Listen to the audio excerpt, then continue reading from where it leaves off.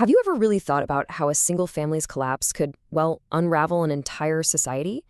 There's an ancient text, the Bhagavad Gita, that lays out this really fascinating and pretty intense argument for exactly that.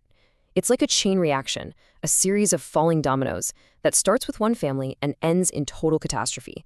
So today, let's trace the path from that very first domino to the very last. It all kicks off with this one line from the text. This right here, this is the first domino tipping over. See, the destruction of a dynasty isn't just about a family name disappearing. According to this argument, it's the trigger, the starting gun for a whole cascade of social decay. This one verse really sets the stage for everything that's about to unfold. So what is this first domino exactly? The text argues that the entire chain reaction is set in motion by one single catastrophic event, the death of the family's elders.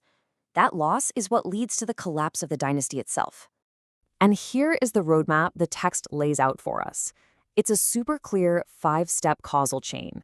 You have dynastic collapse, which leads to lost traditions.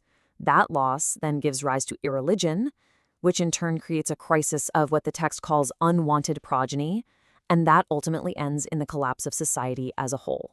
Let's break down each one of these steps. Okay, so the first major consequence of losing the family elders is the destruction of something the text calls kula-dharmāḥ. This is the next critical domino. So what in the world is that? Well, the idea of kula-dharmāḥ is way more than just simple family customs. The source describes it as this whole comprehensive system, a set of purifying processes and religious principles that the elders are in charge of maintaining. The argument is that this system is what guides the family, keeping it centered on spiritual values. So you can imagine, when the elders are gone, this entire framework just evaporates.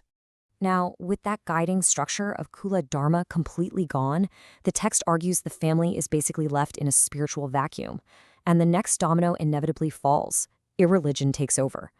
The logic here is pretty interesting. It's that the loss of dharma, those family traditions, doesn't just leave a void. According to the source, that empty space is actively filled by its exact opposite, adharmo. The whole family is fundamentally transformed by it.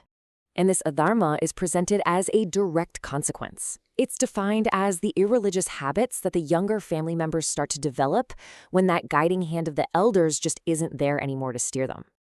Okay, so from this rise in irreligion, the argument then takes a very specific, and I should say, a very controversial turn.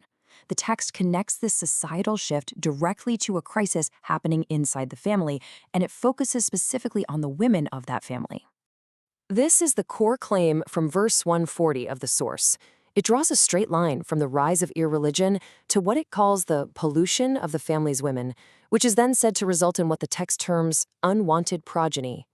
Now, to support this point, the text's own commentary, it's known as a purport, actually includes this specific quote, and it attributes it to an ancient political strategist. It's really crucial to note that this viewpoint is presented within the commentary as a kind of justification for why, in this worldview, women need the protection of those strong family traditions.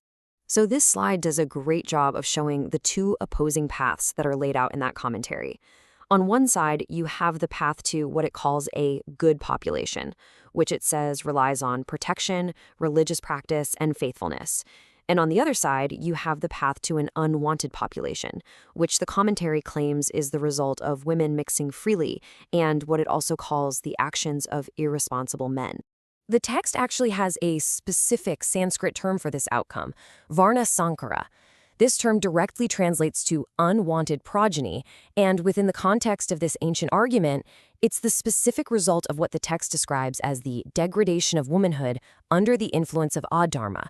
So up to this point, all the dominoes have fallen within the family unit itself, but the argument's final step is where these internal family problems just explode outward, putting the entire society right on the brink of collapse. The source's commentary claims that these 3 pillars of a stable society are now at serious risk. It makes the case that peace, prosperity, and spiritual progress all depend entirely on having that good population, a population that is now totally threatened by the dominoes that have already fallen. And this brings us to the final and pretty devastating conclusion of the whole argument. The text's commentary warns that when this entire chain reaction is complete, this unwanted population floods the human race, and it brings with it the ultimate risk, war and pestilence. So in this view, the collapse of a single family has literally led to the potential ruin of all humanity. So when you look at it, this entire ancient argument is really about interconnectedness. It's making the claim that the fate of a whole civilization is directly tied to the structure of its families and its traditions. And while the specifics of this argument are, from a very different time and place, it does leave us with a pretty timeless question. What are the critical links that hold our own society together? And what happens when they start to break?